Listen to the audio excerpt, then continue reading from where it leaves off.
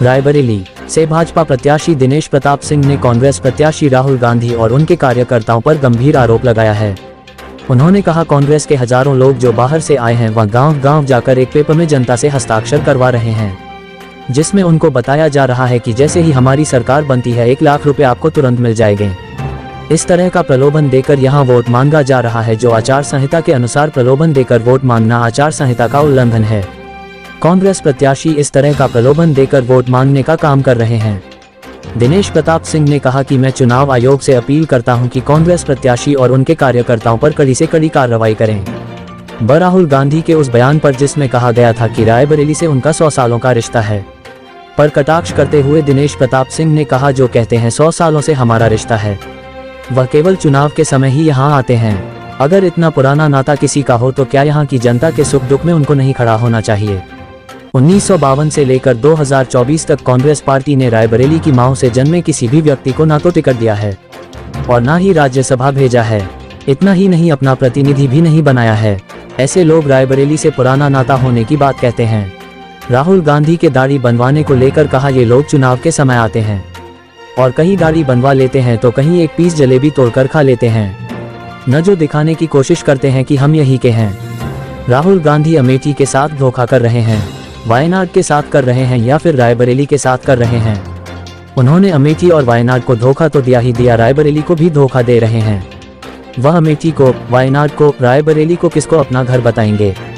यहाँ की जनता सब समझ चुकी है, जो केवल नामांकन के समय यहाँ आता है, उसके बाद जनता के सुख दुख से कोई मतलब नहीं होता। ऐसे लोगों को जनता सबक सिखाएगी।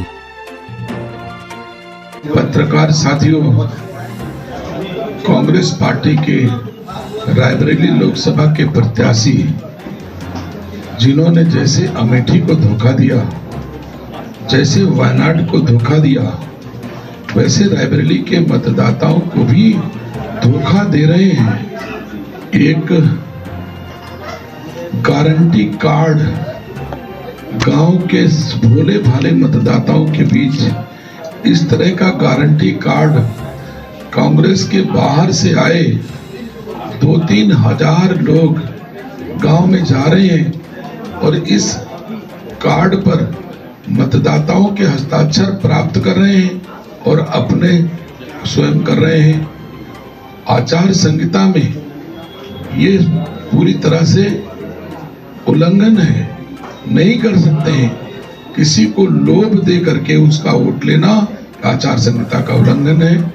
और इनके द्वारा कहा जाता है कि आप हमका वोट दो, मैं 1 लाख रुपए चुनाव बाद आपको, सरकार मेरी बनेगी तो आपके घर पहुंच जाएगा।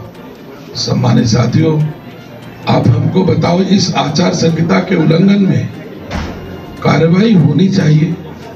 अगर किसी ने किसी मतदाता के हस्ताक्षर प्राप्त किए हैं, एक अनुबंध कर रहा है, एग्रीमेंट कर रहा है, तो ये किसी दशा में उचित नहीं किसी के हस्ताक्षर प्राप्त करना और लोभ देकर के किसी का हस्ताक्षर प्राप्त करना, ये आचार संहिता का उल्लंघन है।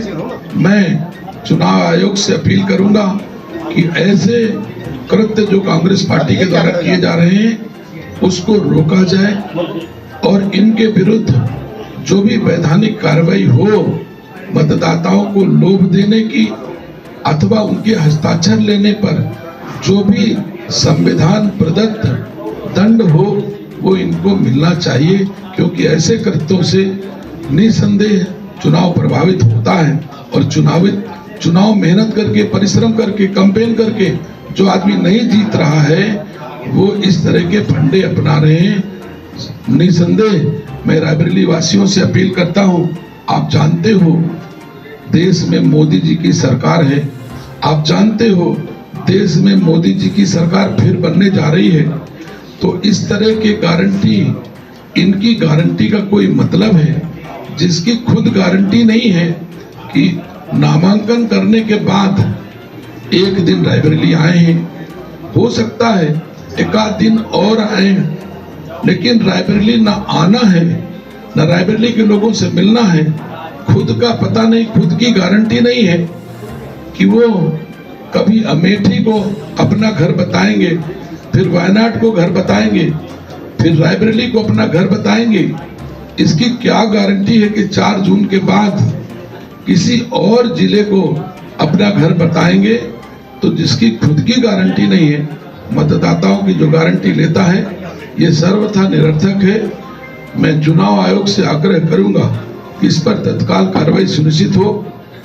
आरओ रिटर्निंग अफसर रायबरेली, प्रेक्षक रायबरेली और सीसी चीफ इलेक्शन कमीशन से भी मैं आग्रह आप सबके माध्यम से कि इस पर कार्रवाई हो।